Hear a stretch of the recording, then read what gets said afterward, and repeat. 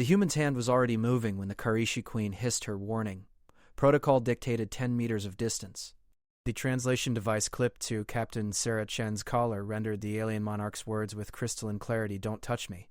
But Sarah's fingers had already closed around the Queen's wrist, yanking her backward as the ceiling panel exploded where she'd been standing. Shrapnel screamed through the air. The Queen's four eyes widened, their vertical pupils contracting to slits. Sarah didn't let go. She pulled the Queen behind a support column as another explosion tore through the diplomatic chamber, sending fragments of metal and stone cascading across polished floors. "It's too late," Sarah said, her smile tight and grim. The Queen's violet skin had gone pale, almost lavender. Her guards, 7-foot-tall warriors in ceremonial armor, stood frozen in a semicircle, their weapons half raised, caught between training and absolute shock. No one touched the Karishi Queen, ever. It meant death by 1,000 cuts, a ritual execution that took 3 days to complete. Sarah knew this. Everyone knew this. The cultural briefing had spent 40 minutes on that single point. The Queen's breathing came rapid and shallow, her dual-chambered lungs working overtime. "You dare!" Another explosion cut her off. The diplomatic station shuddered. Emergency lights flickered, bathing everything in amber. Sarah's earpiece crackled with static and fragmented voices. "Security breach. Hull integrity compromised. Evacuate immediately." She assessed their situation in seconds. The main doors were blocked by debris. The guards were still processing what had happened, their cultural programming warring with tactical necessity. The Queen was trembling. Whether from rage or fear, Sarah couldn't tell. "Forgive the breach of protocol," Sarah said, releasing the Queen's wrist, "but you were about to die." The Queen stared at the ceiling panel, at the twisted metal and scorch marks. Her expression shifted, something incomprehensible passing across her angular features. "The Valkyrie," she whispered. "They swore peace." Sarah had read the intelligence reports. The Valkyrie were a separatist faction within the Karishi Empire, religious extremists who believed the Queen's negotiations with humanity were heresy. They'd made threats. Earth's diplomatic corps had dismissed them as posturing. "We need to move," Sarah said. She scanned the room. 3 potential exits. One blocked, one filled with smoke. One requiring them to cross open ground where more ceiling panels might fail. The guards finally moved, forming a protective wall around their Queen, but their eyes kept darting to Sarah with undisguised hostility. The tallest one, Commander Zektar, according to the briefing materials, pointed his plasma blade at Sarah's throat. "You have committed sacrilege," he said. His voice was remarkably calm. "When the Queen is safe, you will face justice." Sarah met his gaze without flinching. "Understood, but first we get her out alive." She turned to the Queen. "Your Majesty, can you run?" The Queen drew herself up, recovering some of her regal bearing despite the chaos. "I am descended from warriors who conquered 12-star systems." "I can run." Another explosion, closer this time. The floor buckled. Sarah grabbed a fallen guard's sidearm, a compact plasma pistol, and checked its charge. Zektar tensed, but didn't stop her. Interesting. He was thinking tactically now, not just culturally. "The service corridor," Sarah said, pointing to a narrow maintenance door half hidden behind a decorative screen. "It wasn't on the official schematics, but I noticed it during the security sweep." The Queen's eyes narrowed. "You studied our station beyond what was permitted." Sarah's smile was genuine this time. "I studied everything. Old habit." She'd spent 15 years in Earth's Strategic Response Division before transitioning to diplomatic security. Old habits died hard. They moved as a unit, the guards adjusting their formation to account for Sarah's presence. She took point, which earned her more hostile glares, but no one countermanded her. The service corridor was cramped, designed for maintenance drones, not living beings. They had to move single file. Sarah went first, the Queen second, the guards forming a protective rear. The corridor stretched ahead, lit by emergency strips that pulsed with each system failure. Sarah's tactical sense screamed warnings. This was a perfect ambush point. Narrow, no room to maneuver. If the Valkyrie had planned this properly, plasma fire lit the darkness ahead. Sarah dove right, dragging the Queen with her into a shallow alcove meant for equipment storage. The guards returned fire, their weapons painting the corridor in strobing purple light. Sarah counted 3 attackers based on the firing patterns.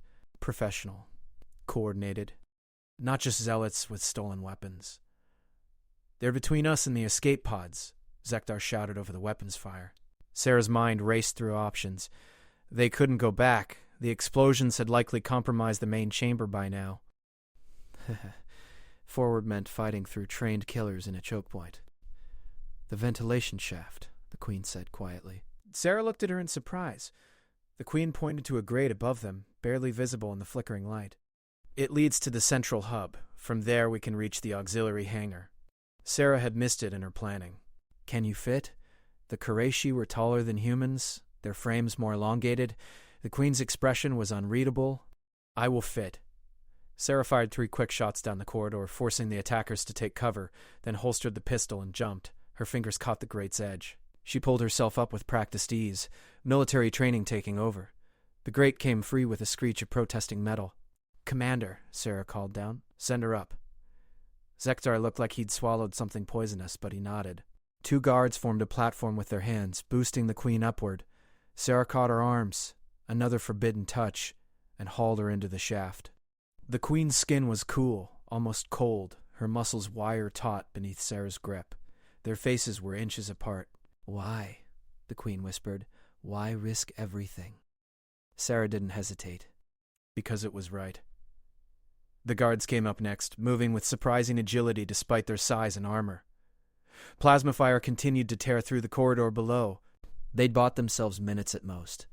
The ventilation shaft was a maze of intersecting passages, each one identical to the last. Sarah relied on the station's basic layout, following the airflow toward what should be the central hub. They crawled in silence, broken only by distant explosions and the rasp of armor against metal. The Queen kept pace, her breathing controlled now, her initial shock replaced by something harder. Determination, maybe. Or calculation. Sarah had read the cultural files. Qurayshi queens were chosen through trials of combat and intellect. They weren't figureheads. They were survivors. The shaft opened into a vertical drop. Sarah peered down, seeing maintenance lights far below. 20 meters, maybe more. No ladder. No safe descent. "We'll have to jump," she said. Zektar shook his head. "The Queen cannot." "I can," the Queen interrupted. She looked at Sarah. "You first. Show me how." Sarah dropped through without hesitation, tucking and rolling as she hit the platform below. The impact jarred her bones, but nothing broke. She stood, looked up, and nodded. The Queen followed. She fell with terrible grace, her robes billowing and landed hard but controlled. Sarah caught her elbow to steady her. Another touch, and this time the Queen didn't flinch. Guards came after, landing like armored meteors. They emerged into the central hub to find it in chaos. Station personnel ran in every direction. Smoke filled the upper levels. Warning klaxons wailed. And standing between them and the auxiliary hangar were a dozen Valkyrie fighters, their weapons trained on the crowd. "There," one of them shouted, pointing at the Queen. "The betrayer." Sarah calculated odds in a heartbeat. 12 armed enemies, 7 guards, 1 human. 1 Queen who probably knew how to fight but shouldn't have to. The civilians would be caught in the crossfire. Unacceptable. She stepped forward, placing herself between the Queen and the Valkyrie. "You want her?" Sarah called out. "You'll have to go through Earth first." Her voice carried across the hub, clear and defiant. The Valkyrie leader, a scarred warrior with ritual markings carved into his face, laughed. "1 human?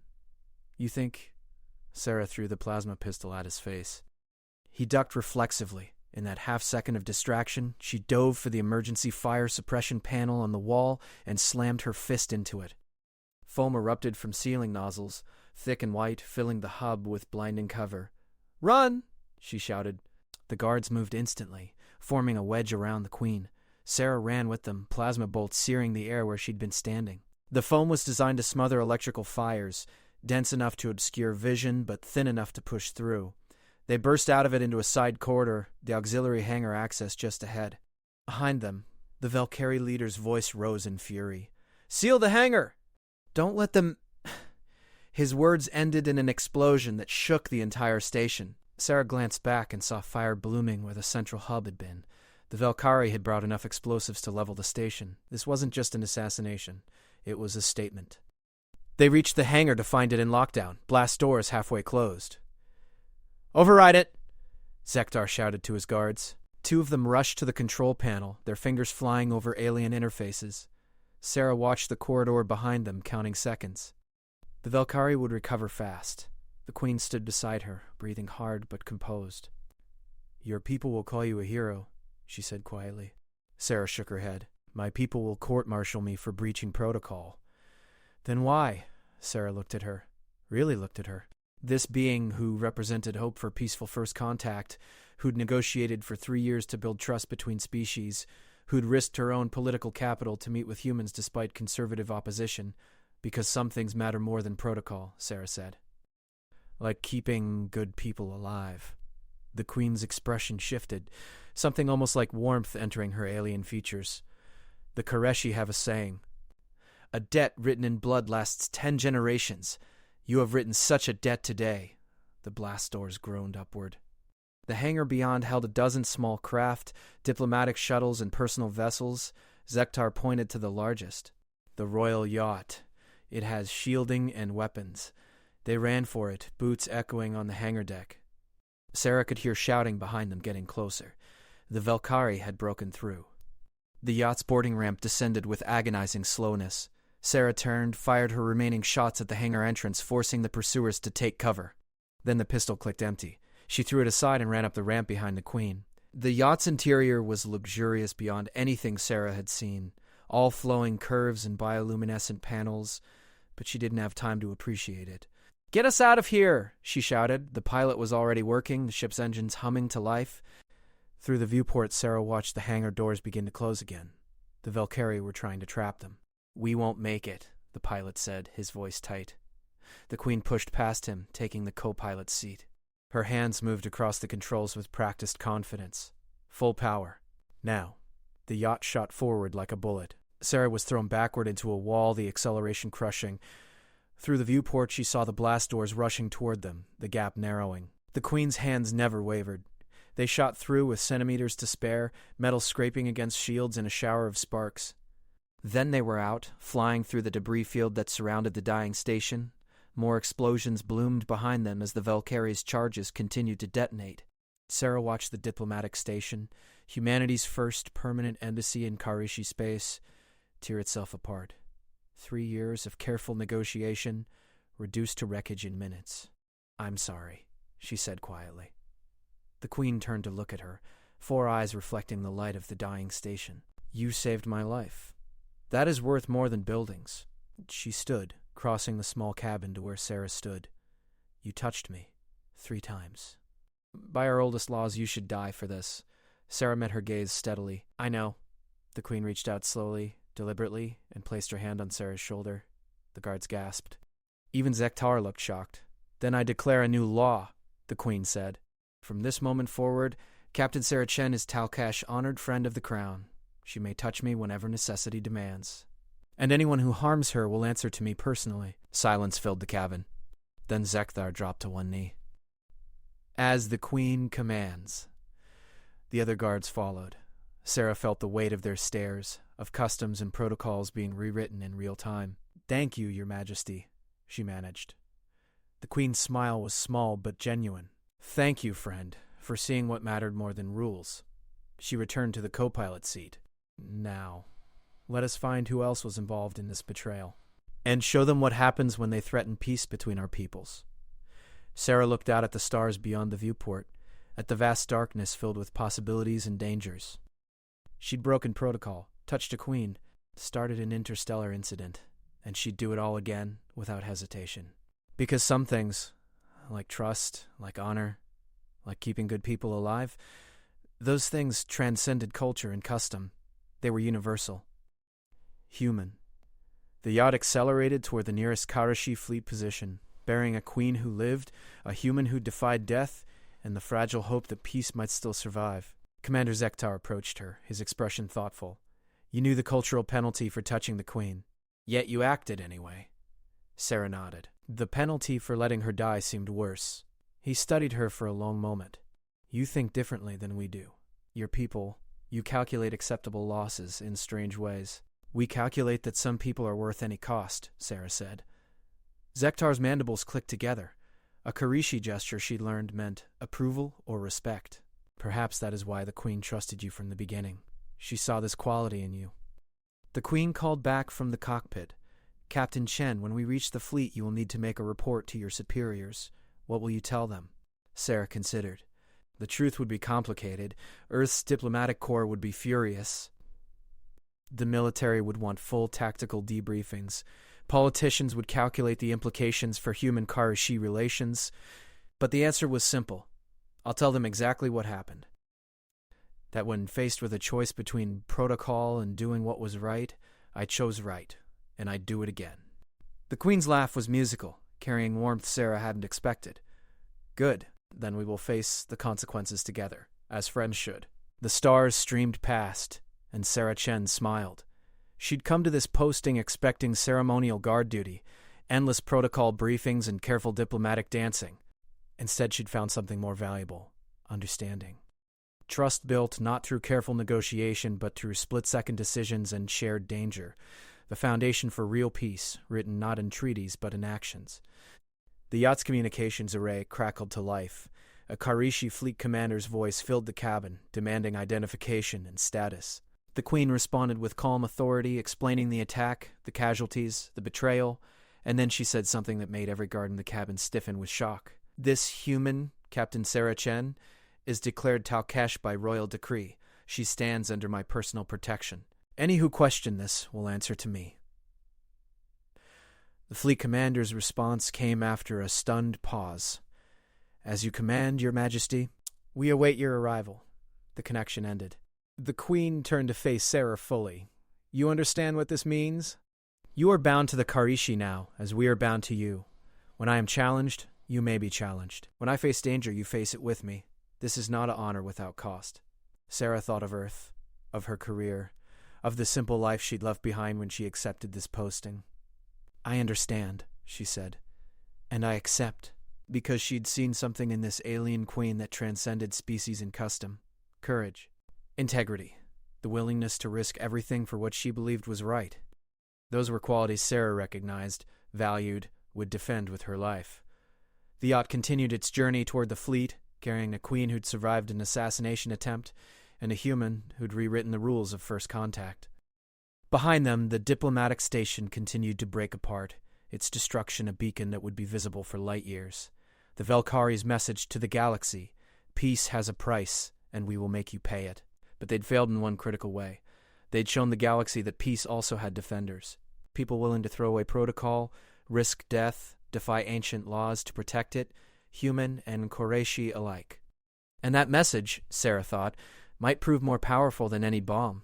She caught her reflection in the viewport, saw herself standing among alien guards who'd accepted her, serving a queen who'd named her friend. This wasn't the posting she'd expected. It was something better. Something that mattered. The future stretched ahead, uncertain and dangerous and filled with possibility. Enemies would come, politics would complicate everything. The careful work of building trust would continue, harder now, but perhaps stronger for having survived this trial. But Sarah Chen stood ready, not as a perfect diplomat who never broke protocol, as a human who understood that some rules existed to be broken when something more important was at stake. The Queen met her eyes across the cabin and nodded slightly, a gesture of understanding between friends who'd faced death together. In that moment, Sarah knew that whatever came next, they would face it together. Human and Karishi, bound not by treaty or protocol, but by something deeper. By the choice to stand together when it mattered most. By the defiant act of reaching out, touching across the void between species, and declaring, "We will not let fear win. We will not let hatred triumph. We will protect what matters, together." And if that meant rewriting every rule in the book, so be it. Some things were worth any cost. The yacht accelerated toward the future, carrying hope written in defiance and sealed with an act of forbidden touch that became the foundation of lasting peace.